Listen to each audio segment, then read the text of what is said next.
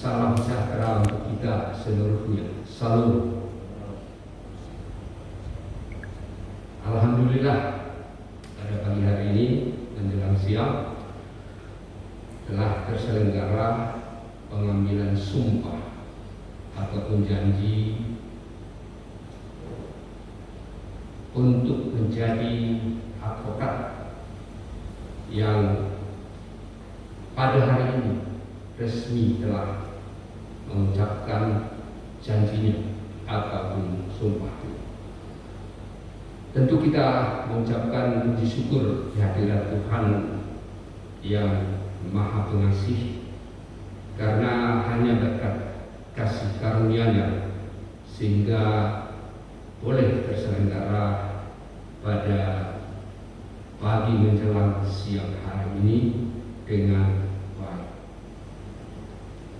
Kami mengucapkan selamat bagi para advokat yang baru dilantik, para advokat muda, dan juga kami sampaikan selamat datang untuk para pengurus peradi di Gedung Pengadilan Tinggi Denpasar. Kemudian ada beberapa hal yang tentunya perlu kami sampaikan, mengingat advokat ini adalah merupakan penegak hukum sesuai dengan Undang-Undang Nomor 18 Tahun 2003 Pasal 5. Jelas dikatakan di sana bahwa advokat itu adalah penegak hukum. Maka sebagai orang yang berprofesi sebagai penegak hukum tentunya akan menjadi partner dari seluruh jajaran yang bekerja di dunia peradilan. Mungkin ada baiknya juga saya sampaikan bahwa sebenarnya jabatan advokat ini adalah jabatan yang sudah sangat tua, karena pada abad pertama mungkin bapak-bapak sudah mengetahuinya, ada yang namanya advokat, ya tidak disebut advokat tapi pengacara yang namanya Tertullus, ya itu advokat pertama di abad pertama yang dicatat oleh sejarah. Apa yang kita lihat pada abad pertama itu adalah bahwa advokat itu atau pengacara itu adalah cendekiawan, dan bukan hanya sekedar cendekiawan, dia adalah sosok yang berintegritas. Karena pengacara pada abad pertama itu pekerjaannya tidak hanya sekedar pengacara yang kita kenal seperti zaman kita sekarang, tetapi advokat di zaman itu adalah juga merangkap melaksanakan tugas seperti jaksa. Meski memang di zaman itu tidaklah digaji secara instansial, karena tidak memang ada lembaganya dan juga tidak dibiayai oleh negara. Tetapi yang pasti dan jelas adalah bahwa advokat itu adalah orang cerdik cendekiawan yang menjadi tempat mengadu bagi warga masyarakat pada waktu, karena dianggap para pengacara ini adalah orang yang punya pengetahuan dalam seluk-beluk menegakkan hukum, memberi bantuan hukum, memberi jasa hukum pada siapapun yang menghadapi persoalan. Dan dipahami pada zaman itu advokat itu adalah orang yang layak dipercaya karena berintegritas. Integritas itu juga ditunjukkan dengan moralnya pada kehidupan keseharian. Maka itu jabatan pengacara adalah jabatan yang disebut dengan jabatan kehormatan. Itulah sebabnya maka baju dari seorang advokat pengacara itu dibuat berwarna hitam, karena warna hitam itu menyimbolkan bahwa segala problema yang akan dihadapi itu bukanlah problemanya dia, tetapi problema dari klien ataupun masyarakat. Sehingga dia diberi warna hitam, karena warna hitam itu merupakan simbol dari penyerapan seluruh warna, penyerapan seluruh persoalan. Dan persoalan itu, warna-warna itu dipendam di dalam satu warna yang disebut hitam. Dan hitam ini menyimbolkan ada satu tanggung jawab yang akan tidak dikeluarkan dari diri sendiri, tetapi yang dikeluarkan adalah solusi bagi para pencari keadilan. Sehingga seorang pengacara dilengkapi juga dengan dasi putih, dan itu tidak dilengketkan dasinya, tetapi itu diikatkan di leher. Jadi kalau pengacara itu pakai dasi hanya sekedar jepit begitu saja, sebenarnya itu sudah tidak sesuai dengan apa yang seharusnya dilakukan, karena dengan mengikatkan ikatan dasi yang putih itu di leher, itu artinya bahwa seorang advokat harus menjadi seperti seorang hakim. Dia akan berbicara yang benar itu benar, yang salah itu salah, sehingga dari tenggorokannya tidak akan keluar kebohongan ataupun dusta. Putih itu melambangkan satu kejujuran dan kebersihan. Nah, maka kita juga mengadopsi itu di dalam Undang-Undang Nomor 18 Tahun 2003, di mana kita harus berkata sejujur-jujur seperti yang disampaikan dalam sumpah barusan tadi.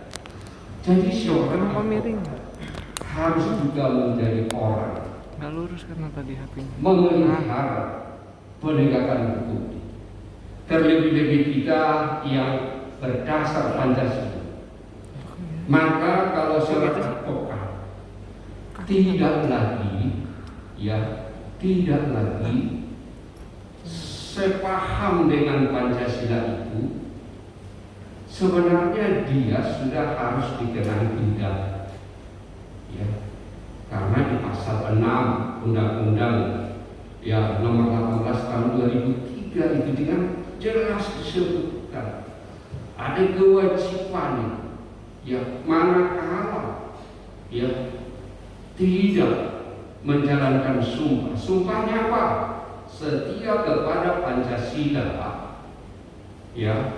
dan Undang-Undang Dasar Negara Republik Indonesia. Maka itu berdosalah seorang advokat, seorang pengacara, ketika dia terkontaminasi oleh ideologi yang bukan Pancasila. Jadi bukan hanya kewajiban dari seorang hakim atau penyelenggara negara untuk tetap tegaknya Pancasila dan Undang-Undang Dasar Negara Republik Indonesia, tetapi dari advokat juga dituntut untuk menjadi orang yang pertama menegakkan Pancasila itu dalam tugas-tugas, bahkan dalam kesehariannya. Karena ketika dasar negara itu tidak lagi dihargai dan tidak lagi dianggap, maka sebenarnya dia lagi tidak layak menjadi seorang penegak hukum seperti yang ditentukan di dalam pasal 5 Undang-Undang Nomor 18 Tahun 2003. Jadi mari bapak-bapak, para pengacara, saya sebut bapak karena tidak ada ibu ya, pahami betul bahwa bapak-bapak ini adalah penegak hukum yang dijamin independensinya dan dilindungi oleh undang-undang. Ya, sepanjang itu disampaikan di dalam persidangan dan ketika itu disampaikan demi membela kepentingan klien, maka menjadi pengacara itu sungguh-sungguh jabatan yang terhormat, jabatan yang diberi oleh masyarakat, menjadi sosok yang mulia, meskipun tidak selalu disebut yang mulia karena dia menjadi tempat mengadu bagi masyarakat.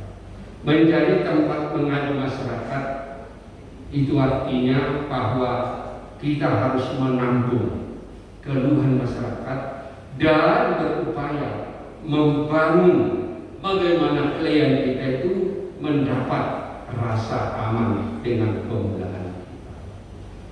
Ada lagi yang penting yang ingin saya sampaikan adalah bahwa jangan lagi berpendapat, tegakkanlah hukum walaupun keadilan, walaupun langit akan runtuh. Ya, fiat justitia apa? Ruat coelho. Ya, tegakkanlah hukum walaupun langit akan runtuh. Ini merupakan doktrin atau ajaran ataupun motto yang sebenarnya harus ditinggalkan. Karena apa? Karena sia-sialah kita menegakkan hukum kalau langit harus jadi runtuh. Ya, karena langit yang utuh, disitulah hukum boleh berlaku. Jadi jangan menegakkan hukum tapi langit jadi runtuh. Dan satu hal yang harus dipahami lagi adalah bahwa dalam memberikan jasa hukum harus terbebas, ya, dari persoalan yang tidak menampilkan jiwa all the people is the same before the law.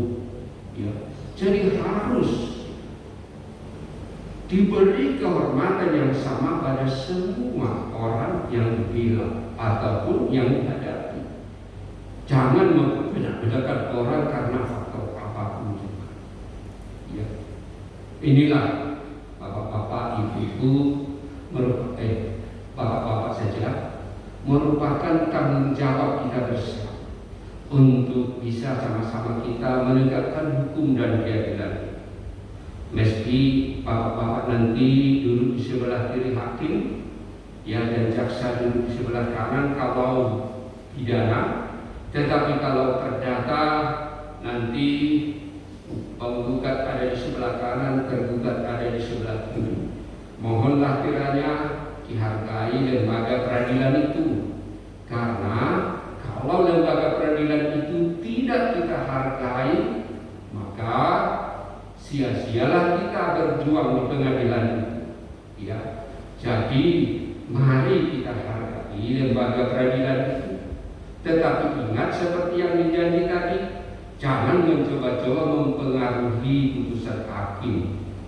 Sudah terlalu banyak korban, ya, baik dari lembaga peradilan maupun dari luar lembaga peradilan, karena ingin mempengaruhi putusan yang akan dijatuhkan hakim. Karena kepercayaan terhadap lembaga peradilan itu merupakan sesuatu kunci sukses juga bagi satu bangsa dan negara. Karena ketika hukum tidak bisa dipercaya, maka sudah bisa dipastikan kemajuan dari satu bangsa yang tidak mempunyai kepastian hukum. Dan mungkin itu juga lah sebabnya sehingga negeri kita masih terseok-seok dalam mensejahterakan rakyat. Maka itu mari kita bergandengan tangan, ya, menghargai hukum itu dan menegakkan hukum itu dengan cara tidak melakukan perbuatan yang mempengaruhi hakim, yang mempengaruhi independensi daripada para penyelenggara pengadilan dengan cara-cara yang dibuat hukum, tapi pengaruhilah hakim melalui argumentasi juridis yang membangun logika logis bagi seorang hakim, sehingga hakim akan menjatuhkan hukuman yang berdasarkan hukum dan hukum. Demikian yang ingin kami sampaikan, kurang dan lebihnya kami mohon maaf. Selamat berjuang dan tegakkanlah hukum dan keadilan demi kemajuan masyarakat kita. Assalamualaikum warahmatullahi wabarakatuh. Om Santi Santi Santi Om. Terima kasih.